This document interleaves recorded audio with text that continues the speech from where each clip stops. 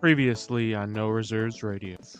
Oh my God, Angelo! Come on, have some self-respect. The Eagles can't hurt you if you don't constantly pander to them. Here's the biggest indictment of Dame that I can say. Dame has been so off this year that Ren went on live air and said Jalen Brunson deserved an all-star start over him. You are now Angelo Didululo. Do you think it is possible that the management of the Memphis Grizzlies are just buying into the reckless youth movement and they got rid of the one person in the locker room that probably was telling Ja to knock it off? Because he's taken advantage of me multiple times when I was younger. That sounded bad. Holy shit. Yeah, I think that's true. I think you're correct in that assessment.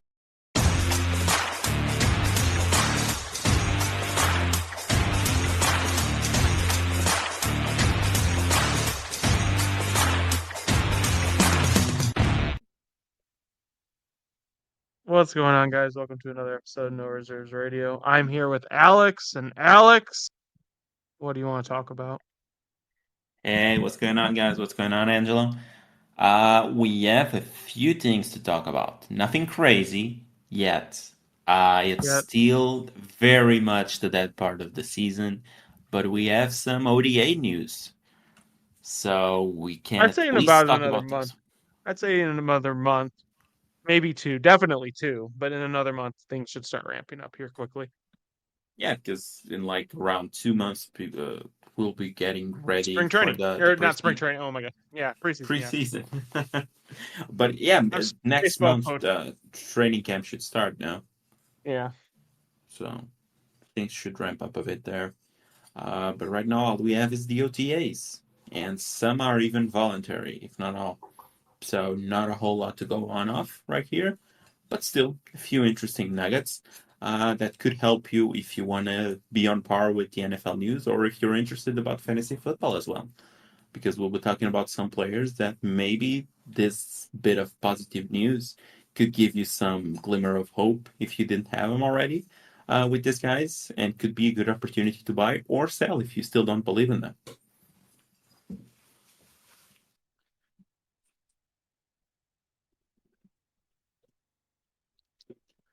So what do you think? Okay, so here's something I was thinking about, and this is off the beaten path. So,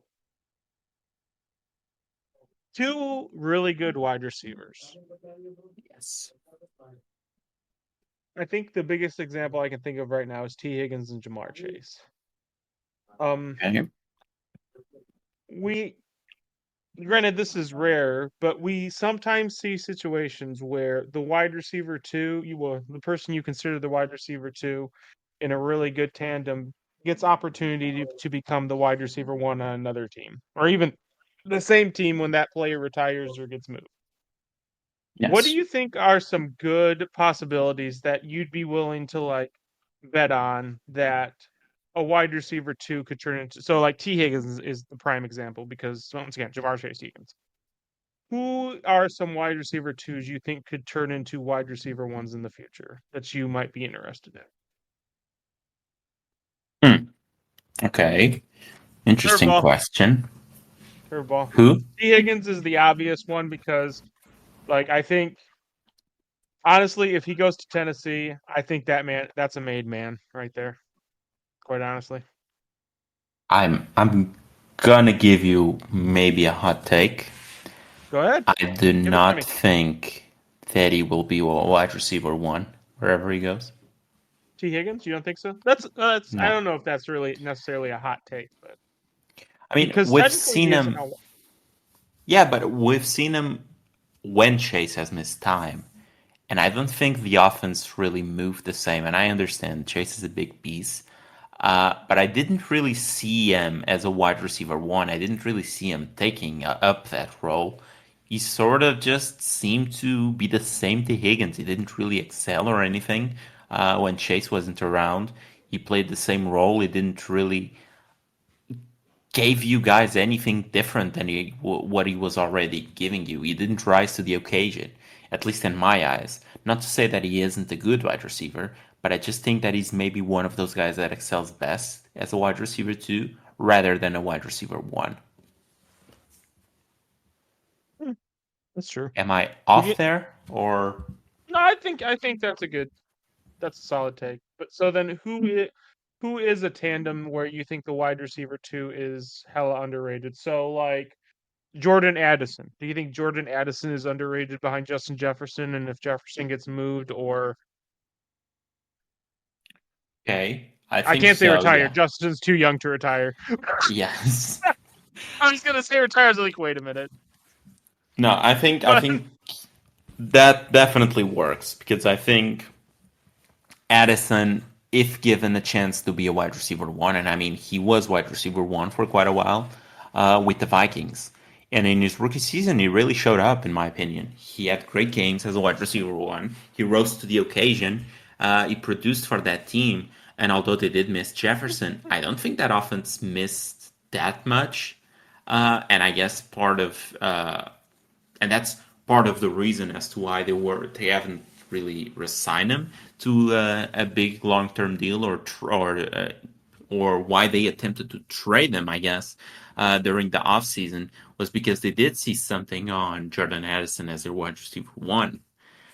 Um, but other than that, I'm trying to look. I think low key, the one that I'm gonna say, and it's very under the radar. This guy hasn't really shown anything yet, and maybe it's just a bit of a biases right here. But I think one guy that will show something this year, and he's wide receiver 2 right now. I think he will elevate himself to wide receiver 1 after the one gets traded either in season or in the off season. But it's Marvin Mims, the rookie wide receiver that the Marvin Broncos. Mims. Yes, the rookie wide receiver that the Broncos drafted last year out of Oklahoma, I believe, if I'm not mistaken. I mean, he's just one of those guys that I love. Just like plain and simple. And that's why I'm saying it might be a bit biased because I was really a big fan of him last season out of this draft. And he's one of those guys that I think can really excel if given the chance. He really didn't have that chance last year, and I understand the situation of why. They were trying to trade Judy. They were trying to maybe trade Sutton. So they had to see what those guys had in Sean Payton's first year with the Denver Broncos.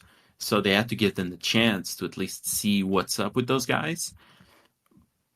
But like the way that he usually talks about Marvin Mims gives me hope that he knows that this guy can be special, and I think he will be when given the chance this year. And that will be a big reason why I think they might end up trading Curtin Sutton. I just think he's a pretty good route runner. I think he has great speed. I mean, he ran, if I'm not mistaken, a 4.38, so great speed for him. The size isn't like great, but his production profile in college was awesome. I mean, breakout age of like 18 years old or something like that. Crazy breakout age. Oklahoma, like, usually doesn't give us the best wide receivers ever. But like, there's trends here. I think they gave us a few good ones in the last few years, if I'm not mistaken. Do you remember the wide receivers that came out of Oklahoma late? Because I remember last year I saw something along those lines. Treylon. Oh no, that's Auburn. I was gonna say Treylon Burks. Anyway, sorry, go on. No, no, dude. I asked for the good ones, man. Come on now. Oh wow. I mean, I don't think I'm saying anything stupid there. I'll leave it at that. Come Yeah, but on, I man. mean, we Treylon just Burks missed. wheels up, man. Treylon Burks wheels up this year. Much like Quentin Johnston, he doesn't have wheels, man. Wow. But yeah, I mean, as of late, it was not Jerry Judy.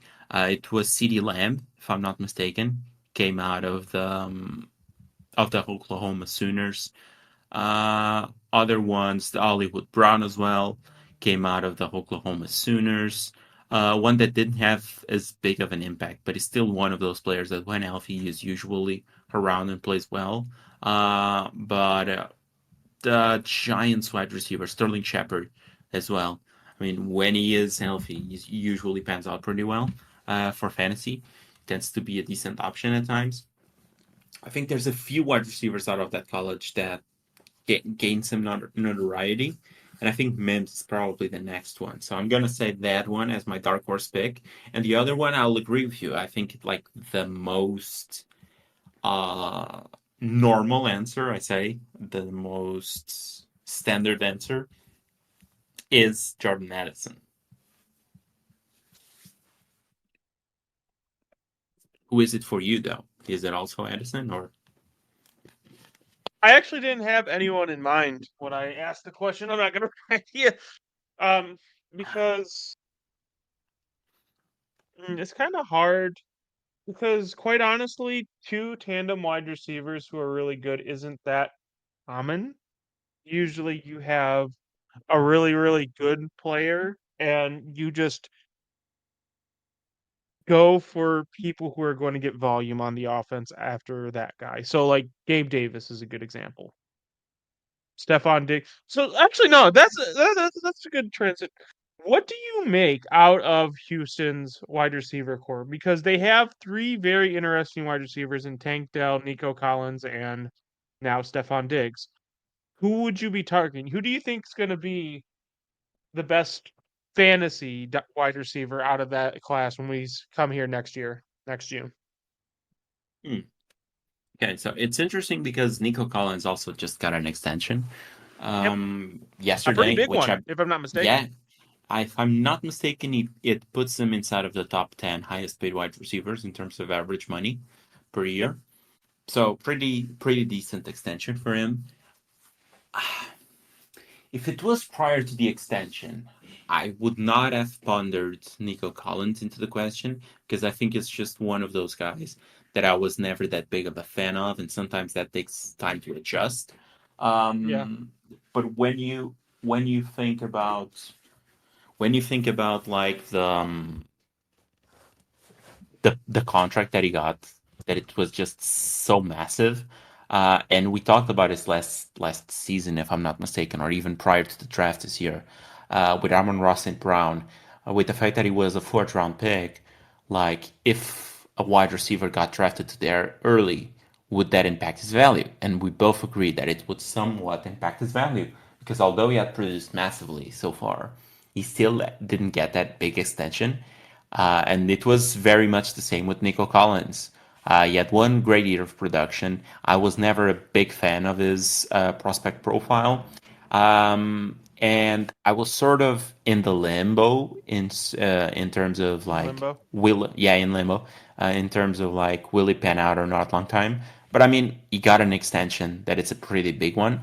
So it just means that the Texans trust him. The Texans want to keep him around. The Texans think that he's a pretty good player.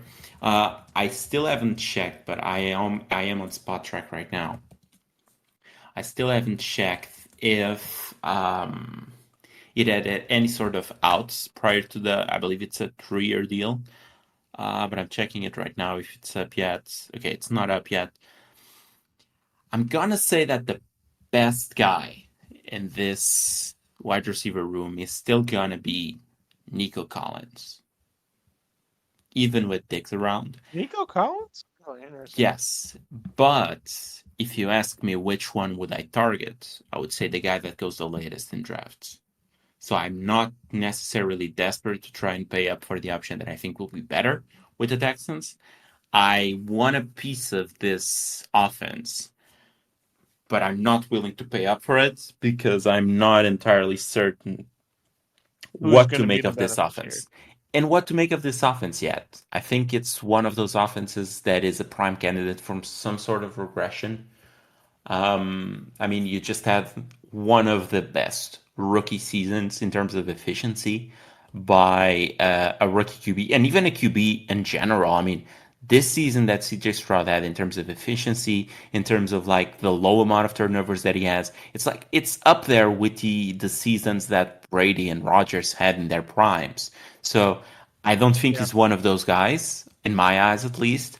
I think there's gonna be some regression. I think sure the touchdowns might go up because yeah, if I'm not mistaken, around 26 touchdowns. But I also think the interceptions are gonna go up because if like his interceptions to attempts ratio was so small. It's like it's up there as one of the most elite seasons that we've ever seen, and I think that just is an outlier.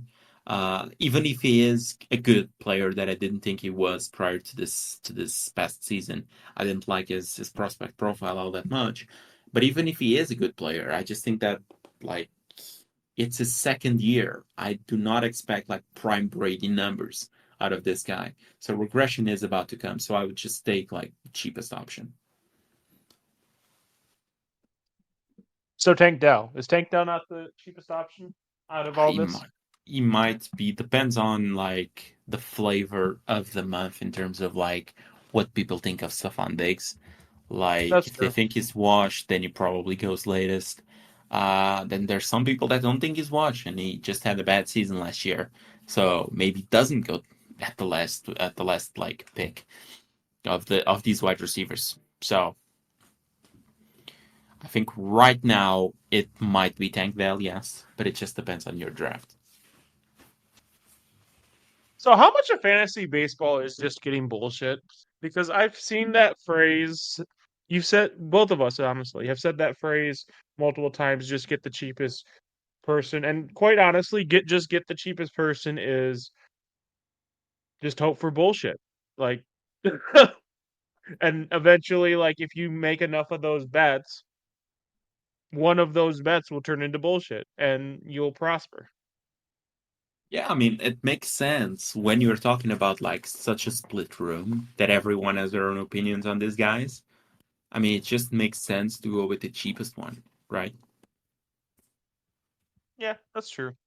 So, what would you do in a scenario that you have a guy? In Yes. fact, let's just use Zach Wilson as an example, since I like beating that dead horse. Zach Wilson, right? He's that. He's very much that. Yeah, no, we've taken him out to the barn, and he's not coming back. Hold But the Eller. huh? Hold the Eller. Yep. But how far would you go if you had a guy that you really like, even if it was against consensus? How far ahead of consensus would you go and take him if you didn't see a path to get back to a position to get him? So like let's say you had a top 5 pick because Zach Wilson would have needed a top 5 pick in rookie drafts in super flex at least. Let's say you couldn't get there. Let's say you had one and you couldn't get back into like 4 or 5 or wherever he would go. Hmm. If you truly believed in him at the time, would you go against consensus or would you go with consensus and get the perceived best player because he wasn't rated as high as the guy because Zach Wilson wasn't rated as high as consensus? Like how far do you take that? Quite honestly, Okay. So I think this question might also stem from the trade that Corey made in the 32 team league, I guess. oh yeah, As part of it's nothing to do with that. I was just no? thinking Okay, okay. But no. it does fit into that same idea. Because one of our league mates traded, he's a big Odunze fan, and he Mhm. traded AJ Brown. He also traded a second round pick this year, a very early second round pick this year, and a second round pick next year, to go up to, if I'm not mistaken, 105. And no, it was not 105. It was 10. Which one was it? 103, I believe. He went up to 103 and he drafted Rome Odunze as the second wide receiver out of the board. So that After really showed. over who? Nabbers, I'm assuming. Yeah, Nabbers. Yeah, he Whoa! did. Okay, go on. I like this. I Yeah. didn't know this. That's Okay. spicy. I like this. Go on, go on, go on. Well, actually, when the draft happened, like after the first round, he said like his wide receivers were Marvin Harrison Jr., Odunze, tier break, Malik Nabers, if I'm not mistaken. So, and he traded up a lot to get into that spot, and he traded up to a player that I don't like, but he likes. So he is okay with taking that risk, and I'm usually okay as well. I mean, if you remember back in the Jamar Chase draft, like the consensus pick was never like Kyle Pitts as a top 2 pick, top 3 pick. The consensus was Yeah, usually Chase, Etienne, Najee Harris. because you That's don't go tight ends with top picks, Alex, as yeah, I'm but what slowly did but I do? surely trying to teach you. What did I do? You said you were going to go him with your second pick, and I told you to go with him number 1, just for Yes, the but I just for the spent an entire month looking at every single way possible that I could be in to a get back in position, there to get both. Yeah. yes, and get 1 and 2 because I couldn't get like 4 or something like that. What Because would you have done though if I wouldn't have traded? And I obviously I would have taken Chase 101 though. But what would you have done if both options were available to you and you couldn't find a way to obviously, get back there? is that obviously because you were pretty big on ETN? I think I was. Yes. No. I told, like, before I traded you that pick, I told you the pick was going to be Chase. Okay. So if I didn't get Chase, and I would have just gotten 2. I Yep. probably would have gone with Javonte Williams. So you wouldn't have gone Pitts even though you No. like. No, because the idea of going Pitts was just okay. I got what to me is the best prospect in this draft in Jamar Chase at 101, whatever. As long as I got Chase, that gave me the security to then risk a whole lot in my other picks. In terms of like getting Pitts as high as I did instead of just going for an ETN or something like that, or Najee, that at the time was the consensus 101. And it just Yep. gave me the security of having that type of guy that he's like, I just knew that he was going to be elite, no matter what. He was just like, I drafted him knowing that in the future he would be in the conversation for wide receiver 1, much like what is happening this year with Marvin Harrison Jr. So, but if I didn't have that security of having that great value tied up to a player and knowing that I've hit that pick, because from the moment that I got Jamar Chase, I knew that I got that pick right. Like there was no doubt in my mind that that was going to go south. That was just a bona fide stud, and that gave me how do you put it? That just gave me Confidence? the safety nets, I guess, of then taking the bigger risk on a guy that if he hits, he's going to be up there as one of the most valuable pieces in Dynasty. And just upside alone. Yes, you don't draft a wide receiver top 3, top 5, whatever. That's just like common wisdom, I guess. But if he does it, and if you do get a Kelsey at like Tight 21 end, years yeah. old, yes, if you get a Kelsey at 21 years old, at that position, that's just like a top 5 player in Dynasty, period. Because he will give you such a big positional advantage versus the other guys that it's just like it's a no-brainer. But if I didn't got like the safety net of a Chase, knowing that I've gotten that out of the draft that was certain, I probably would have just gone for a running back. And the one that I liked the most in that draft was Javonte Williams. Interesting. Because I've been one who, like, get your guys, regardless of whether or not it's consensus, whether or not you like them. And obviously try to get your guys in like a reasonable position where they should go. Like you know you can have a feel for your league. You know if someone's a little bit higher on, I don't know, Isaac Garendo, since I, you know, like to bring him up, then pick him a little bit earlier. But if you can get him in the 3rd round and you like him, go for it. Like, that's kind of the thing.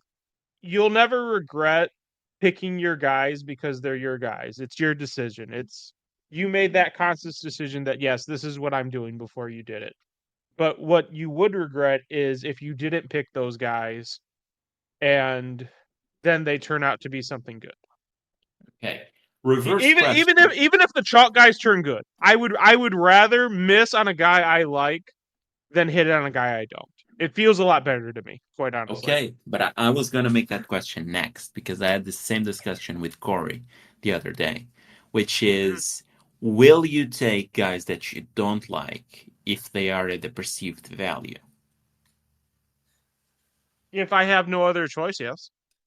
Okay, but Like if let's I say can't you have trade down, okay, you can trade down, but there's a player in the board that is, I don't know, that you maybe like a bit more. And to put names in faces,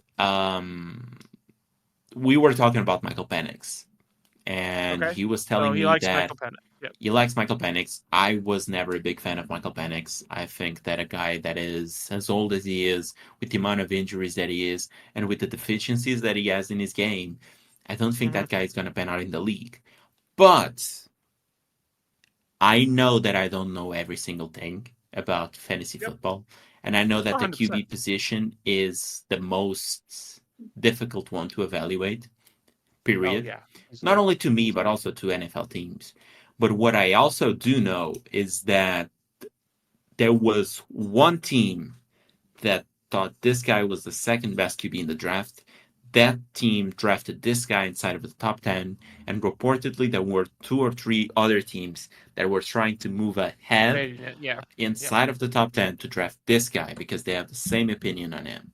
So my take on Michael Penix is that even though I don't like him, even though that I'm not necessarily certain that he will pan out in the league, there are enough things about him in terms of like where he landed, in terms of how high he went in this draft, in terms of like how highly regarded he is by some NFL teams, that if I'm sitting there top of the second round in Superflex, bottom of the first round in Superflex, when the decision is between the guys that we've talked all along, the wide receivers that are like Donnie Ricky Mitchell. Pearsall, Adonai Mitchell, Xavier Leggett, or something like that. And this decision is between those guys or a top 10 NFL draft QB. Like, it's nonsensical to go with anything but the top 10 draft QB. And he told Okay, me but that, here's the like, thing. You yeah, don't have you don't have any faith in those guys, though. That's a different conversation. So you aren't a Donnie Mitchell stan. You don't think he's going to be great. You don't like Legate like that. okay. But So I so in also that case, drafted yes, you're them. just going BPA to you. You're just But going I BPA also to him. drafted them ahead of guys that I think will do pretty well, like Jalen Wright, for example, which I think will be a pretty good running back with the Miami Mhm. Dolphins. I've said that I think he's going to be the best running back in Homie, Miami. I'm about to say you said that like they're going to be talking about God, you bashed him so much I forgot his Yeah. name. Chain. Yeah. You're saying they're going to be talking about Devon A. Chain who? Like Yeah, and like Jalen Wright, as they're talking about the 1A chain this year. if Yeah, I'm in that spot, I move that pick or I pick Jalen in that situation. okay, but I didn't, and If you in the really believe that Jalen's better than Penix, yes, I I, trade that but pick. Go ahead. I 100% believe that Jalen Wright is gonna be the best running back in Miami. But I cannot, like, in good conscience, say that I should take a running back drafted in the fourth round ahead of a QB that was a top 10 pick, especially in Superflex, because if they both hit, Why?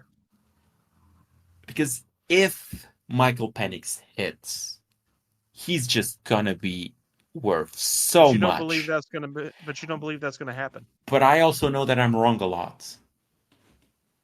So it's like, what's the best bet here?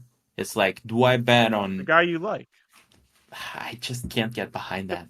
Like I we like guys over like a multitude of reasons, but when you look at the draft capital, when you look at what the teams told you they think about these guys, and I understand positional value, all of that, it's just like the difference in draft capital. Well, we're not talking about a running back drafted I'm a inside two. of the first and a QB drafted inside of the top 10. We're talking about a QB drafted inside of the top 10 versus a running back drafted on day 3. Like, I just, in good conscience, I cannot pass up on the QB. Even if it doesn't work, because then it's like what I was talking about, that teams like them as well, just as much, if not more, than the So- Falcons did. If it doesn't pan out with Atlanta, then you see the same situation that you saw with, for example, Sam Darnold, that he went to another team and was starting there, then he went to another team and he was starting there, and it's just like he will have multiple chances to succeed. But here's the thing: people like Jamarcus Russell. Like, the draft's a crapshoot, dude. Like, so what if you're wrong? What if you're wrong? What if, or no, not really if you're wrong. What if you're right? What if Okay. Michael Penix isn't anything and Jalen Wright turns into the running back one by the end of the year? And you were like, if you would have told me this during the draft, it wouldn't have surprised me. But I still picked him anyway. Yes. Like, what? I will What? just say, to rationalize it to myself, that it was sound process in terms of take the names out of the jerseys. You have a QB who was a top 10 draft pick. You have a running back who was a day 4. You take the QB in Superflex. Just go from that, because we try and outthink this way too much. We think that we're smarter than we are, as No, just 100%. like a fantasy community 100%. in general. And sometimes you 100%. need to take a step back and just be like, okay, like I really think that this, and that, but the NFL is telling me all sorts of different things. Do I really think I'm smarter than all of those guys? Should, maybe I am. But if it doesn't pan out, I just know that I'm gonna be beating myself over the fact that I'm just going to stick with the Oakland Raiders. Homie, the Oakland Raiders selected Darius Hayward-Bay with top fucking 10 pick. Like, yes, there are some very smart people in the NFL, but there's also Tony Khan in the fucking NFL executive's office. So it's a crapshoot, dude. hey, Like, but I maybe don't you're really right. see Maybe you're Atlanta in that boat. Do you? what, with the Oakland Raiders and the Jacksonville Jaguars? Yeah, it's complete like jackasses who don't know shit from ass. They just fired their head coach. Yes, who you didn't like. By No the one way, liked them. No one liked them. So yes, how is that a bad decision? but they kept they hired the fucker and they kept him around for way too long, is what I'm saying. Yes, because you know what's worse than having like one guy fire him right away. No, not that. What NFL coaches don't like is, and I know the Rams were applauded for this back in the Jake Fisher days. It's like what NFL teams don't like is when teams are just what NFL coaches don't like is when teams are just revolving doors of coaches. So they hire one guy 1 year, they move off of him next year. Maybe they were just doing right by the coach, right? Anyway, sorry, go ahead. Sorry. No, I mean maybe they were just doing right by the franchise in that sense, so they don't get like the tab of being teams that just run through guys. So I don't necessarily think that's a bad But thing here's that the thing. they held on to him as long as I they did. understand coaches don't like that, but listen, if you build a roster that is a good roster, any moron is going to want to apply to that position because every coach, whether they're good, whether they're bad, whether they can do it, whether they can't, when they see a good roster, they're going to be like, I can do something with this. That's why the Cleveland Browns had the revolving door, because the roster was fucking shit. They had no one. They had absolutely no one in those late 2010s teams. On those late 2010 teams. Why would you want it? But the Atlanta Falcons just signed Kirk Cousins. They had offensive weapons in Kyle Pitts and Drake London that any coach would be foaming at the mouth to try and coach. They had a decent offensive line. Their defense looked like it was getting better. They had another top fucking 10 pick. And don't you think it's smart to have a succession plan to a guy who is 35 years old coming out of an Achilles injury? No, I agree with that.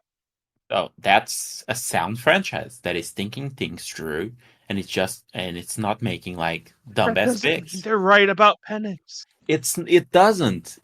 But like, who am I to say that they're wrong? But though? here's the thing. They picked the succession plan. They have a 35. Granted, Brady played until he was like 45, dude. Quarterbacks are playing longer than they ever did. They have a succession plan for a 35-year-old quarterback, and the succession plan is 24. Dude, So like what? that's not at least a yellow flag to you. It's a yeah. I mean, I don't like him for a reason.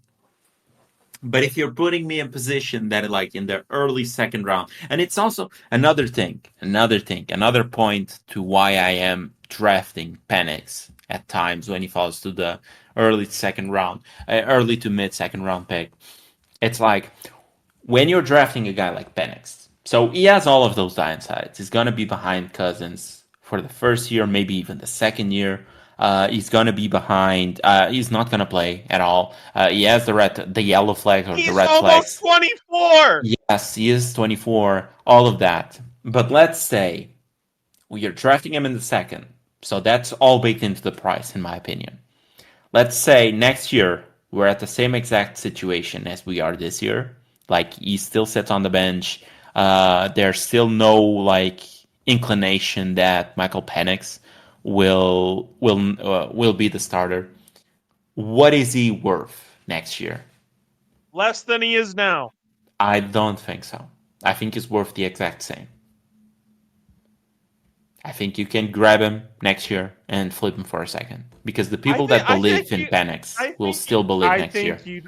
That's if someone who has him who believes in him. But if some jackass like you picked him because you thought it was the right pick and you have no faith in the fucking guy, yes, you're going to be able to get that guy for less than that maybe you think he was worth at that time.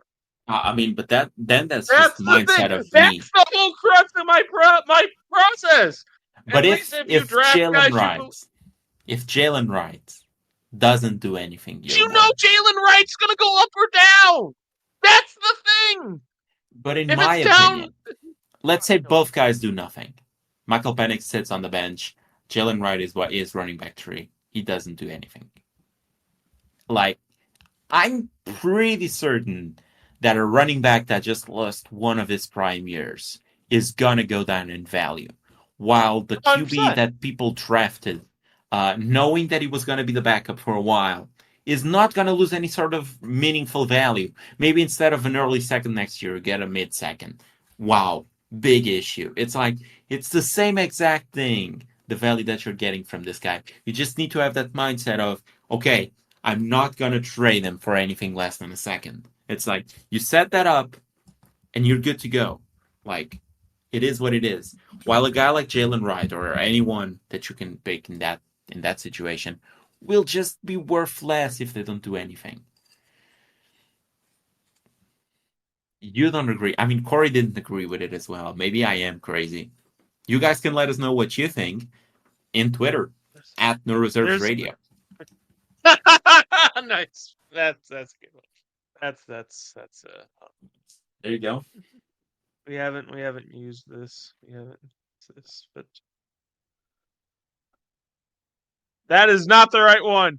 That is not the right one, but it's okay. Really you know sounded what? bad. Yeah, that really sounded bad.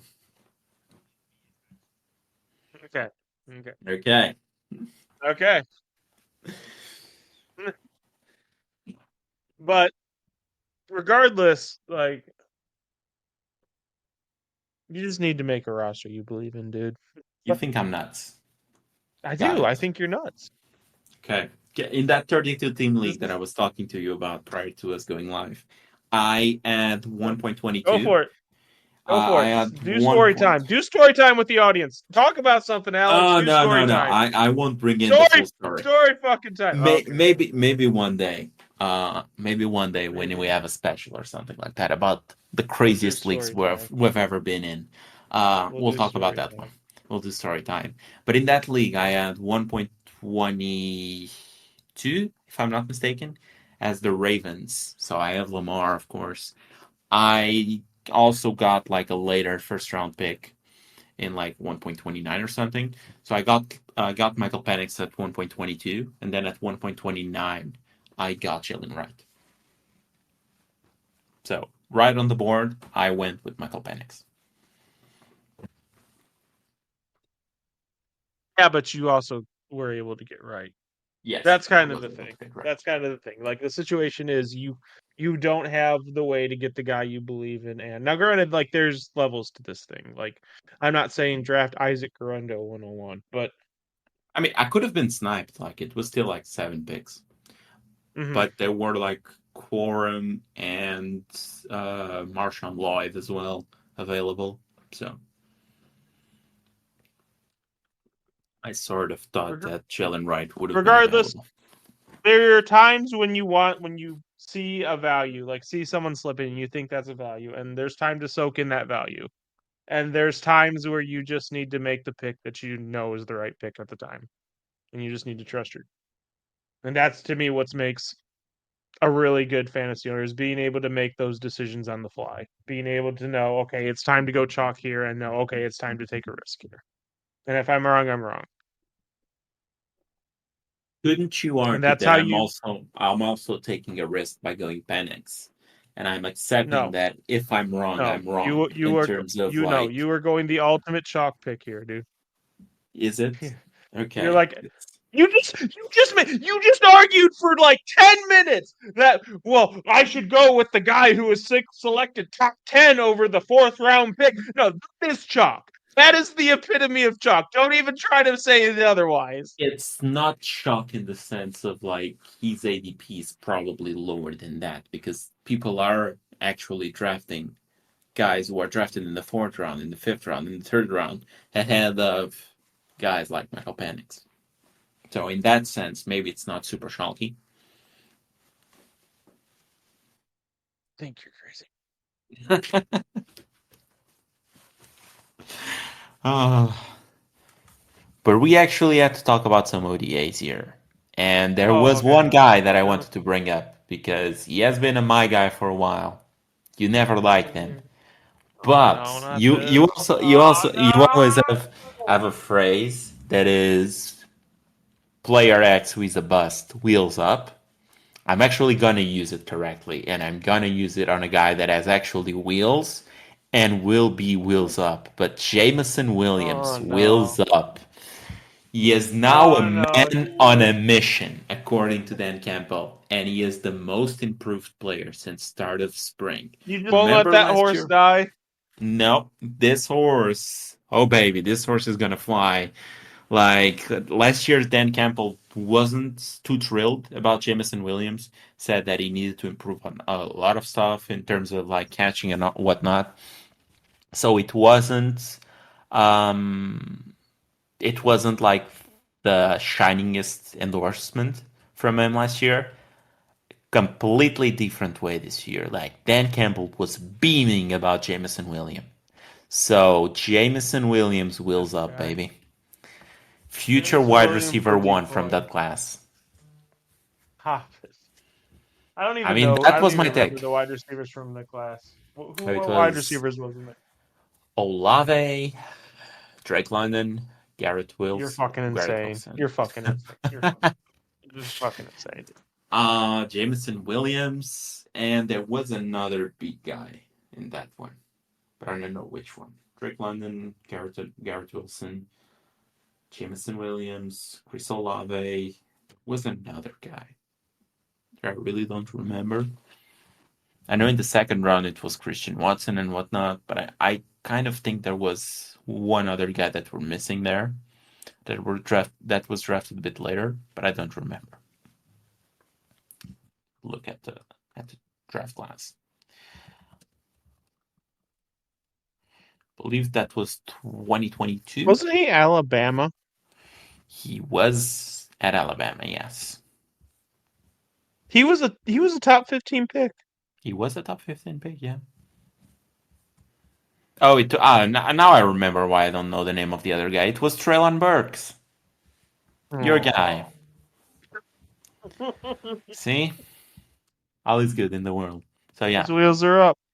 Future wide receiver 1, Jameson Williams, out of the 2022 draft class. Okay. Speaking of another wide receiver from the 2022 draft class, Christian Watson apparently had some weird hamstrings. So he went to the University of Wisconsin, and the medical researchers in there found a way to mitigate the hamstring issues that have limited him in the past 2 seasons. So he apparently had less strength in his right leg compared to his left leg, which puts more strain on his left hamstring. So using a device called the Nord board, which I have no idea what that is, he discovered that the strength balance between his hamstrings was around 20% off. So I'm really glad you know this. yes. God, sorry. So Sorry. his right leg was around 20% weaker than his left leg, which puts more strain on his left hamstring because it has to carry more weight. Now the difference is right around 10 to 12%, and his goal is right around 6%. So his right leg to only be 6% weaker than his left leg, so that the hamstring issue isn't like a super big issue for him anymore. So right now he's cut off the strength difference in about half so far. And Matt LaFleur was beaming about this. He was talking about how great that was, that he's putting in the work to ensure that he's healthier. He was talking about his strength and conditioning staff being much better this season, which fuck the last year's guys, I guess. They suck. They just left. We But don't I talk mean, about those guys. yeah, we don't care about those fellas. Fuck them. And yeah. So yeah, that seems like it might be wheels up for Christian Watson. Even last season with a bunch of injuries just to his hamstrings, he still led the Packers in terms of air yards share with 33.7% and target share with 16.9%. And he was in and out of the lineup quite a bit. So I think that's last season you loved the stack of Packers. I think this is the stack that you're gonna have plenty of if you're willing to draft Jordan Love high because he's going at right Yeah, it's around going to be QB. higher. Yeah, he's going right about Am I QB1 crazy? inside of a Okay, QB okay. QB1. He's QB10, I QB12. could be completely wrong with this. I could Yeah. be 100% dead wrong because you know me. I was 100% on Jordan Love last year, and then and you can say it. You can say I was right. Yes. I was also right. You know I love Jordan Love. I think we've gone too far in the other direction, Alex. Have we though? Like his ADP I is think still we have. his We ADP is have. still right around like We have. We 8th have round, people 7th talking. round. We have people talking about like they went from Brett Favre to Aaron Rodgers to Jordan Love. I think we need to like give it at least another season. Like this was his first year as a full-time starter. He sat 3 years. He better have been fucking ready. I think, and not only that, like you didn't have a year's worth of tape on him really. You had like 4 games, if that, on him before the season started last year. I'm curious to see how well he does. And I'm not saying he's terrible. I'm just saying I think the people who are like, yeah, Jordan Love's easily one of the top 10 quarterbacks in the NFL, I think maybe we've jumped the shark a little bit on this one. Okay, but why I'm gonna be that guy. Why do But we say that Justin Herbert, who has never done jack shit for his team in terms of like playoffs and all of that, why do we say he's a top 10 QB? But you because mentioned numbers. okay, numbers, great. You mentioned that there was no tape on this guy. That's early season, Yes, right? absolutely. Because okay, from week 11 on, so with 11 weeks of tape on this guy, he was, despite being blitzed at the number one highest rate on the NFL, on Because he was a 41% of rookie. his, yes, on Yes. 41% of his dropbacks. Jordan Love. Yep. This And the are offensive is line was terrible compared to previous years. Anyway, go on. yes. Yeah. he was, amongst QBs from week 11 on, number 1 in total touchdowns, number 1 in total passing yards, number 1 in EPA per attempt, number 1 in lowest sack rate and lowest sack plus interception rate, number 1 in TD to interception ratio, second in fewest interceptions, only 1 interception in that span, second in success rate, second in first down rates, third in completion rates, and third in third down conversion rate. Yeah, So, he got stupid hot. Stupid hot. Stupid hot. Like one of the best quarterback in the NFL's hot. Yes, he was up there as the best. If I'm not mistaken, from week 11 on for fantasy football, he was a top 3 QB. My question is, was he hot or is this who he is? Because I'm not quite sure of that answer just yet. And and this is more of a sample size thing. I'm not saying he can't be that great.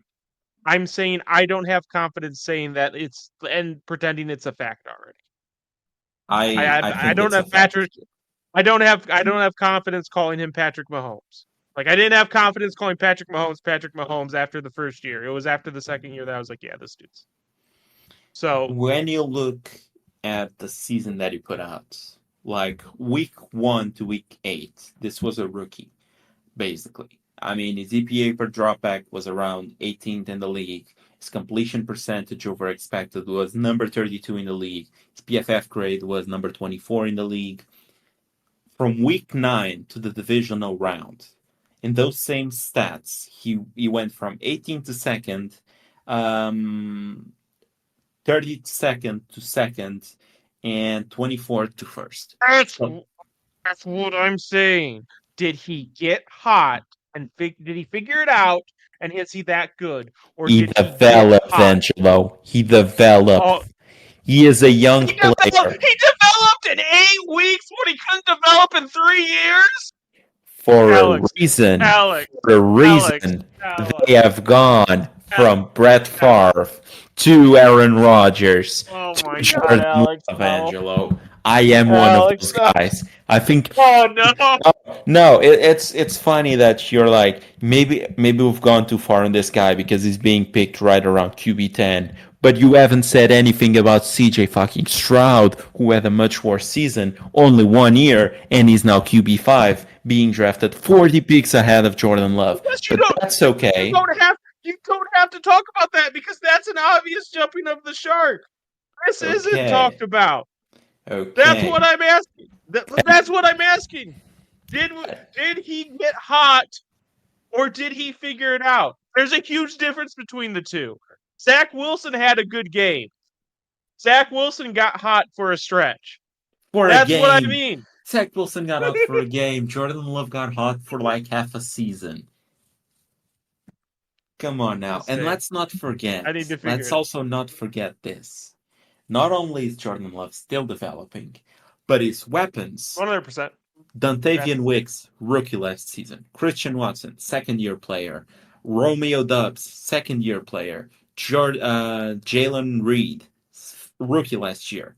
Luck Musgrave, rookie last year. Zach, no, it's not Zach. It's, what's that guy that I like? Kuntz, I believe that's his name.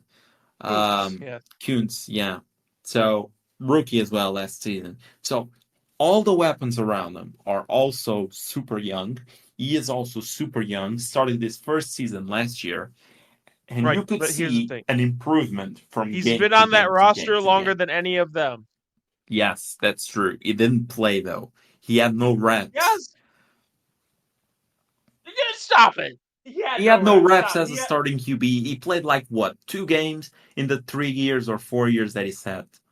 Yes. Oh, yeah. Jesus Christ, dude. How did he not improve with that much playing time? You're right. My bad.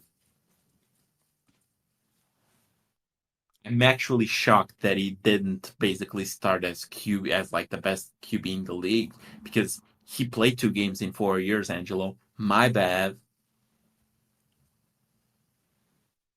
I'm just saying this season is going to be very interesting to see what happens with Stroud and Love.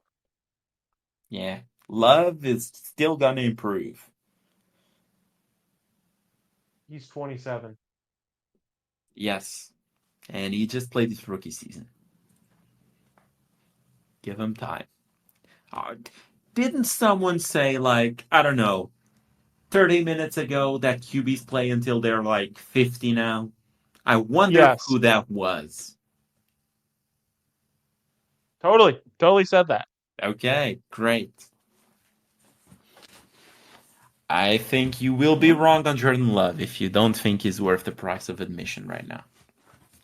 Okay. That's just me.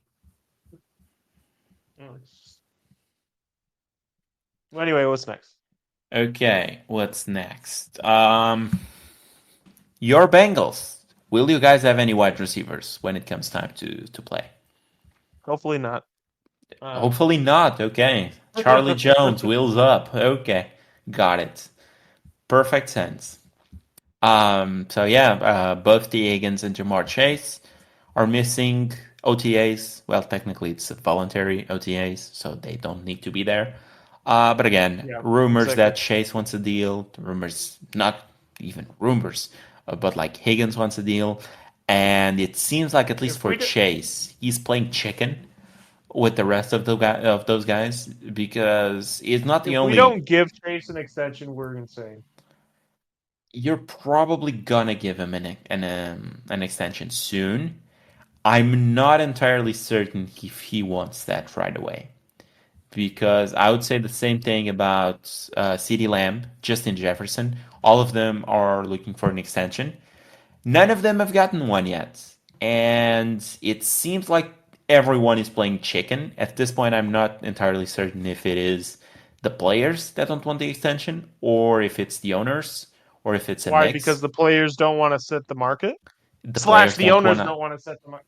Now, I think the players don't want to set the market, because once CD Lamb, for example, let's say CD is the first guy to get the deal, then Yep. Jefferson and Chase get the leverage that they want more than that. They want to reset the market. So you're looking at possibly three players resetting the market in a single offseason for the wide 100%. receiver. And the market is already nuts. So I wouldn't be shocked if, like, owners, GMs, whatnot, are actively pushing to get deals done, but none of them, of the players, of those three big players, want the deal before the other. Because if I'm not mistaken, CD Lamb had a comment similar to that, which was like he was okay just sitting around and waiting for a bit before signing a new deal. So I wouldn't be shocked if that's actually the case. Like, everyone is playing chicken, trying to get farthest away from this as possible and not be the first one to crack in. Yeah, that's crazy. Speaking of big name wide receivers, there was one small little report that came out yesterday, if I'm not mistaken, that the Vikings were thinking about doing what the Tennessee Titans did with AJ Brown a few years ago. That was trading Justin Jefferson on draft day to jump the Giants and get Malik Nabers. Thoughts on that one? I mean, they picked the right wide receiver to target. They did. They did. Why didn't that materialize though? Was it That's like, that's what I want to know. Like, was the asking price for Justin Jefferson too much? Like, I don't what do think you they e- would. and that's the thing. What do you even ask for Justin Jefferson? And that's the follow up question. Like, Gotta believe it's that first, because if they wanted to jump ahead of the Giants, then you're looking at a top five pick. Apparently, Washington never thought about moving down. Chicago never thought about moving down. That leaves you with the Patriots. That leaves you with, at four. Who picked at four? Why can't I remember who picked four? because they were boring, obviously. I know at They five picked it was the Chargers. Who was it? it At wasn't the four. Titans. Okay. They picked No, at they 8. picked after. Who was it? Okay, I'll just check NFL draft. 2024. Who was it? Not the Bears. Not the Not Panthers. the Bears. Vikings were down. The bad teams. Was it the Falcons? Was it? No, it wasn't the No, Falcons. Falcons were 9. Yeah. Oh, it was the Cardinals. Cardinals had. Oh yeah, they picked Marvin Harrison Jr. They picked Marv, yeah. So, and they Right now. apparently wanted way too much, and plus, I don't think it would have made sense to go with Marv. So they probably tried and traded with the Chargers, because I don't think they Which would I have think would have traded. been the right move. Yes, but again, is it the Chargers saying we don't think we need wide receivers right now? Here's the thing. Imagine if they did do that and we got Justin Herbert with Justin Jefferson. Like, imagine how hyped both of those players would be right now. Would feed families. The amount of hope that tandem would have for fantasy football.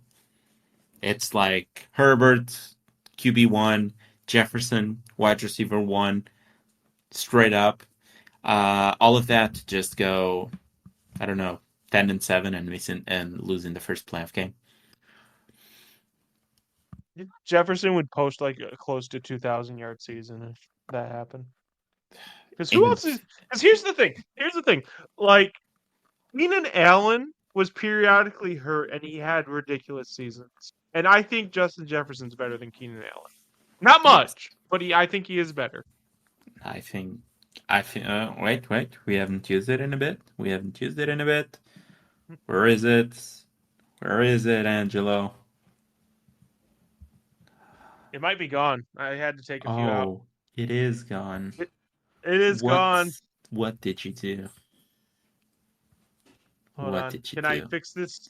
Can I fix this in real time? No need. No, I can't fix it in I'll real just time. tell you. I think you're right, Angelo. I think he's better than Keenan Allen. But the question stands then. Were the Chargers not interested because they did prioritize the O-line? Were they not interested because the price was too high? What's the catch here? That's the question. I think it think might be they prioritize the O-line. I agree. I think that's it. They really wanted to address the O-line, and they probably had Joe Alt up there in their draft board in general, in terms of like best prospects. Yeah. Yes, so 100%. They just wanted to keep Joe Alt, keep the pick, not having to not overpay, but pay a whole lot for a wide receiver as well, while they're also paying Herbert. They are also not in the best situation cap-wise because they still have Bosa, they still have Khalil Mack. All of those guys are getting plenty of money in terms of cap hits.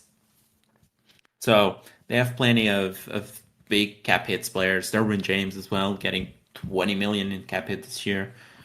So not a great situation to get That's Jefferson. Fair. So I guess it might have just been that.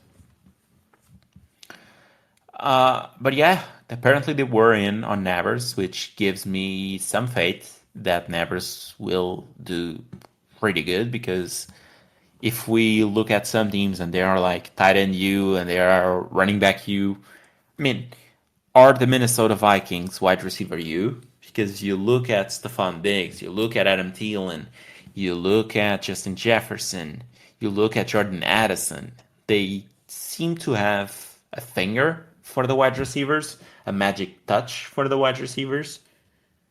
So, and they like Nabers, so that gives me some hope.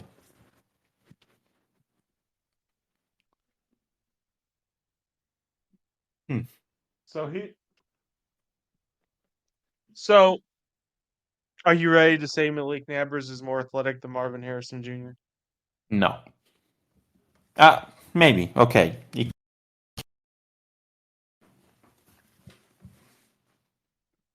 That doesn't mean he's a better wide receiver. That doesn't mean that Marvin Harrison He is a better wide talented. receiver. Marvin is a better wide receiver. I don't think that's true. Nabers might be a better prospect. Not prospect. A better athlete. But he's not a better wide receiver. You're gonna clip that, aren't you? Oh, you know I am. Okay, so I need to somehow delete that. Perfect. Okay, what else do we see here? Okay, oh, I like Not much. this one. I wanted to, I guess we can wrap up on this one. Um, if we don't see anything here, let me check just if there's like no crazy other news that we should talk about. We talked about Watson, we talked about Jameson. Minnesota Vikings, TJ Hawkinson still doesn't have a timeline for his return from the major knee surgery that he had late last season. So Yeah. he did not commit to being ready to play. Oh, I read a completely different thing. I thought he was saying that he wasn't committed to playing the start of the season, but he didn't even commit to being ready to play for Minnesota's London game against the Jets in Week 5. Yikes. This might be a long So, season for him. yeah, could be one of those guys that just comes in later, starts off slow, just ramps up as the season goes on, but could be a nice But target for does the I, playoffs. I was about to say, but does that not mean that Justin Jefferson and Jordan Addison will get more targets? Granted, it should be a diminished offense because Kirk Cousins to JJ McCarthy, rookie Or JJ Sam McCarthy, Darnold. or Sam Darnold is a step down.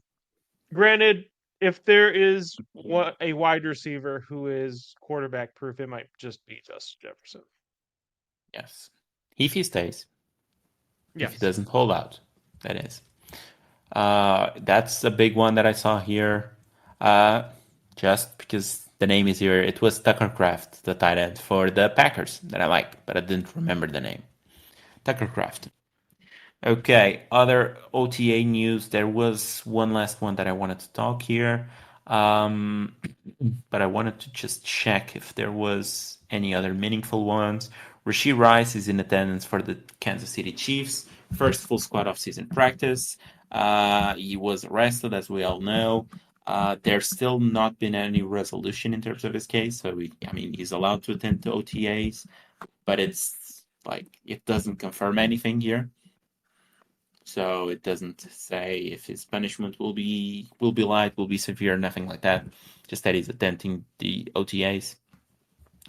Sean Payton is gassing his guy up, saying that Bo Nix is farther along than most rookies, which he attributes to Nix's NCAA record 61 starts. So the guy started 61 games. He better be farther along than most rookies, since he is also like old enough to be their grandpa. Meanwhile, despite all of this, that he's further along than most rookies, that he started 61 games, he is still splitting first team reps 3 ways with Jarrett Stidham and Zach Wilson. So, power to you, Bo Nix. You're gonna need it. Your former OC, Brian Callahan, said in late March that he views Tony Pollard and Tajay Spears as interchangeable options. And the running back coach Yeah, that basically makes said the sense. same right now. So That makes a lot of sense, honestly. it's wild to me why they basically got a carbon copy of the guy that they're paying nothing to, but decided to pay the carbon copy 5 times more. So that I'm sure there's a reason for that.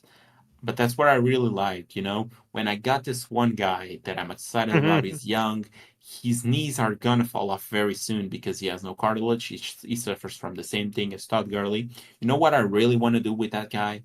For the time that I have him as, I don't know, under $1 million for a cap hit. What I really want to do is get a guy that is just like him, but maybe worse, for 5 times the amount of money. That's how I'm gonna run my team. Fucking idiots. Okay, it's one that we talked prior to the show.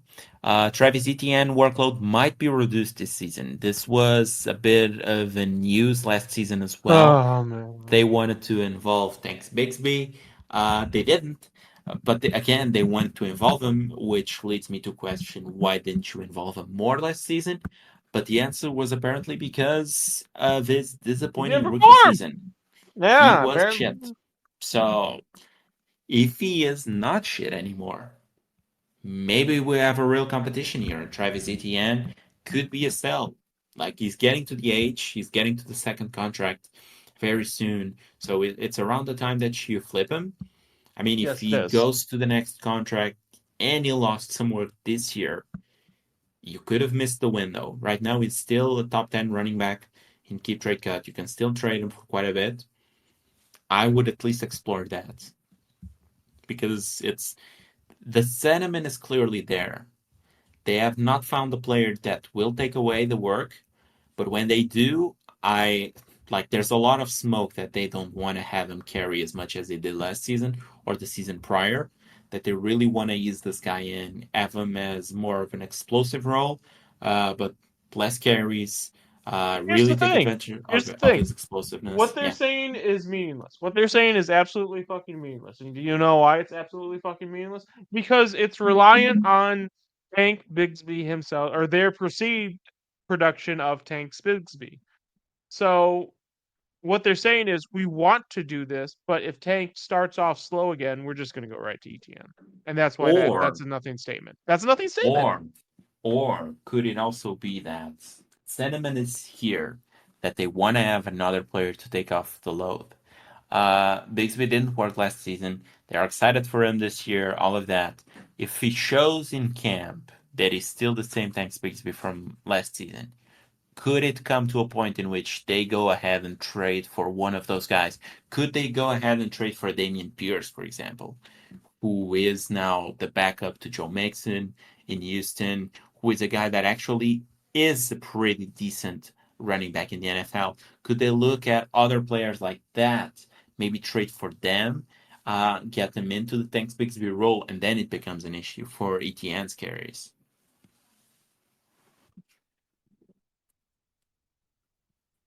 I don't think they're that committed to the bit, buddy. Okay.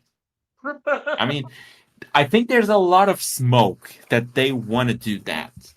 Are they that much committed to that they are willing to trade for a guy and really ease up on ETN's role? You know what would be a fun trade for them that would really ruin the value of two guys? One of them doesn't have a whole lot of value, but still. What if they trade for Najee Harris? I He's just so want to funny. see. I just What? want to see some chaos. I have none of Najee. I have none of Travis Etienne. So if I can get chaos that doesn't affect me, I like that. Oh And my they god. didn't pick up Najee Harris' fifth-year option. Jalen Warren is there. They like Jalen Warren. They gave him a lot of work last season. I'm not saying. I'm just saying. Mm-hmm. Okay, and we'll round it up with this last piece of news, hyping up a guy that I really like in this draft. But I've heard rumbles that a certain lad from Oh no, Georgia, not Ladd. Ladd McConkey, has lined up both inside and outside during OTAs. The majority of his snaps with the first team offense have come in the slot. So he's playing a lot of slot. We love them as a slot player. Team Alex here in the show loves Ladd McConkey as a slot player. Greatest player in the slot ever. It's just the biggest thing ever. Biggest thing ever. Um, and he's already developing a connection with Justin Herbert in the early workouts. So the expectation is that McConkey could step into Keenan Allen's old role as Herbert's slot wide receiver and zone beater. Ladd McConkey, wheels up. That's the show. I mean, you might as well just say it. In fact, you know what? I'm just gonna say something that makes it the title. They didn't trade for Justin Jefferson so they could draft Ladd McConkey. Before when we were talking about this, I was like, yeah, but then they couldn't have Ladd. But I didn't say because I didn't really wanna build up my guy before just saying this last piece of news. But that's exactly it. Ladd McConkey, better than Justin Jefferson? That's the show, guys.